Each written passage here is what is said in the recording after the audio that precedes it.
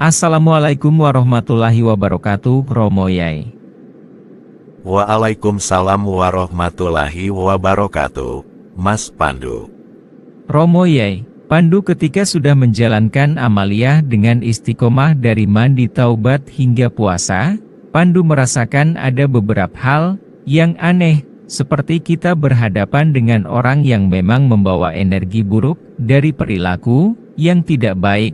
Contoh saja kemarin Pandu melewati orang-orang yang sedang minum minuman keras di pinggir jalan kampung. Mohon izin arahan dan bimbingannya Romo Yai. Oleh Allah, ketika kita itu dilukai dengan sesuatu, entah itu luka fisik atau luka ruhani yang tak terlihat oleh siapapun, sirnya luka itu disembunyikan oleh Allah agar orang lain itu tak tahu, karena ada rahasia yang disembunyikan oleh Allah akibat dari luka itu. Atau tiba-tiba kita sakit karena operan sakit dari energi buruk yang menempel pada setiap orang di pasar misalkan, lalu dipindah oleh Allah kepada kita. Itu seumpama asap yang berpindah dari udara yang banyak asapnya ke tempat ruang yang tak ada asapnya. Energi buruk dari tubuh orang di sekitar kita itu akhirnya pindah kepada kita, sehingga kita sakit disebabkan oleh energi buruk tersebut. Semua itu terjadi kepada diri kita. Lalu kita berusaha membersihkan energi buruk itu dengan telaten dan sabar setiap hari. Dari perpindahan energi buruk itu, kita mendapatkan sakit. Lalu Allah menempatkan kesabaran di dada kita atas sakit itu, maka kita mendapatkan derajat kesabaran, dan Allah itu beserta orang-orang yang sabar. Lalu kita membersihkan diri.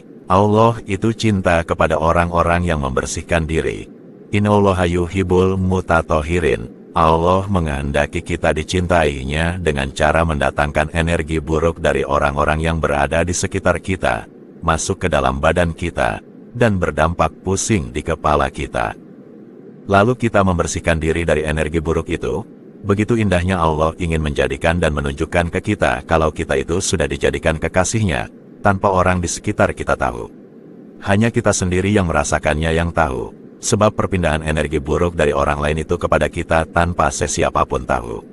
Secara tiba-tiba kepala sakit, maka semakin banyak energi buruk yang pindah ke kita, maka semakin menunjukkan bahwa kita itu sudah sangat dicintai oleh Allah, sehingga dijadikan wakil-wakilnya Allah untuk menanggung kesusahan banyak orang. Menanggung pusing mereka, tanpa sesiapapun tahu. Makanya jangan mengeluh jika sesekali kita pusing karena banyak energi buruk pindah dari orang lain ke kita. Bersihkan saja, itulah maksud tersembunyi dari Allah. Saya lebih banyak merasakan itu adalah cara Allah menunjukkan kasih sayangnya ke kita. Tandanya kita disayangi Allah, yaitu kita diberi peluang untuk membersihkan diri dari energi buruk yang dipindah dari orang lain kepada kita. Sehingga kita punya energi buruk yang harus dibersihkan, karena kebersihan itu bagian dari iman. Dari membersihkan itulah makin mendekat diri kita sejengkal, selangkah, sedepa, sekilo, semil, semakin dekat kepada Allah, karena Allah cinta kepada orang-orang yang membersihkan diri. Orang-orang yang dibuat oleh Allah selalu membersihkan diri itu adalah cara Allah menunjukkan kalau orang itu sedang memperoleh rasa cinta dari Allah. Selalu membersihkan diri itu levelnya di atas level taubat. Allah cinta kepada orang-orang yang bertaubat, tapi lebih cinta lagi kepada orang-orang yang membersihkan diri. Seumpama taubat itu menjadikan orang menjadi bayi-bayi ruhani baru. Dan umpama orang yang membersihkan diri itu adalah bayi-bayi ruhani yang sudah memiliki cahaya. Dan cahaya itu menyerap kegelapan yang berada di sekitarnya. Ketika cahaya itu lemah, maka kita akan merasakan sakit, karena ketika cahaya kita menerangi gelap di sekitar kita, cahaya kita itu terombang-ambing seperti nyala lentera yang akan mati karena terhembus angin sekitarnya. Tapi cahaya yang istiqomah itu lama-lama akan kuat seperti layaknya cahaya lampu yang ketika ada angin itu sama sekali tak meredupkan cahayanya, dan makin kuat bercahaya. Akhirnya, seumpama cahaya bulan yang terhalang oleh mendung. Namun mendung itu tak mampu memadamkan cahayanya. Atau seperti cahaya matahari yang sudah istiqomah timbul tenggelam tak berselisih waktu. Dan matahari itu tetap istiqomah menerangi semua jagat raya. Tak memilih-milih dan tidak menimbang-nimbang untung ruginya menerangi jagat raya ini. Mau itu orang Islam atau orang kafir akan tetap diberinya cahaya yang sama. Walaupun ia disumpahi sekalipun, maka matahari tetap meneranginya. Geh, Yai. Alhamdulillah atas nasihat dan bimbingannya, jadi Pandu lebih berprasangka baik lagi tentang apa yang terjadi pada diri kita. Matur suwun Romo Yai. Yai, bolehkan jelaskan wawasan tentang iblis yang diizinkan Allah untuk menggoda anak cucu Adam, sampai yaumil akhir nanti? Matur suwun Yai. Ketika iblis meminta izin pada Allah untuk menggoda anak cucu Adam, dan iblis meminta tenggang sampai hari kiamat, maka Allah mengizinkan. Lalu karena mendapat izin dari Allah, apakah iblis jika menggoda anak Adam, lalu bisa menyesatkan anak Adam, kemudian iblis dapat pahala dari Allah? Tidak. Karena izin itu berbeda dengan perintah, seperti kita diperintah sholat oleh Allah. Ketika kita menjalankannya dengan benar, maka kita akan mendapatkan pahala, karena kita menjalankan perintah Allah. Jadi ada perbedaan antara perintah dan izin. Karena ditulis juga berbeda, dibaca juga berbeda suaranya. Ada ridho Allah, perintah Allah, ada izin dari Allah. 3 bentuk kata, bisa saja isinya pekerjaannya sama, tapi kualitas di dalamnya jelas berbeda.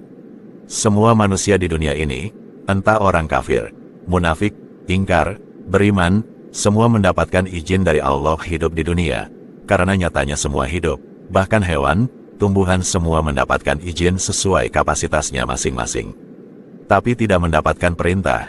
Yang mendapatkan perintah dari Allah hanya orang yang beriman, diperintahkan sholat, beramal soleh, mengajak kepada kebaikan dan mencegah kemungkaran.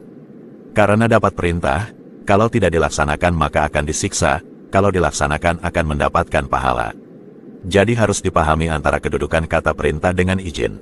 Kalau perintah itu kalau tidak dilaksanakan maka akan mendapatkan siksa, kalau dilaksanakan akan mendapatkan pahala. Kalau izin beda, izin itu misal mendapatkan izin hidup di dunia. Mau hidup apa enggak itu urusan kita, Allah tidak campur tangan. Tidak ada Allah membantu iblis untuk menggoda manusia, karena Allah memberi izin iblis untuk menggoda manusia. Ridho, lebih tinggi lagi, ridho Allah itu untuk orang yang diberi kekhususan saja. Bedanya perintah dengan ridho. Kalau ridho itu tidak dihisap, kalau perintah masih dihisap. Apa ada Allah menghisap dirinya sendiri? Allah ikut antrian di mahsyar untuk dihisap karena ridho pada sesuatu. Masya Allah Yai, nasihat hari ini sangat bermanfaat. Nyuwun ridho lan pangestunipun Romo Yai. Ya, sama-sama Mas Pandu.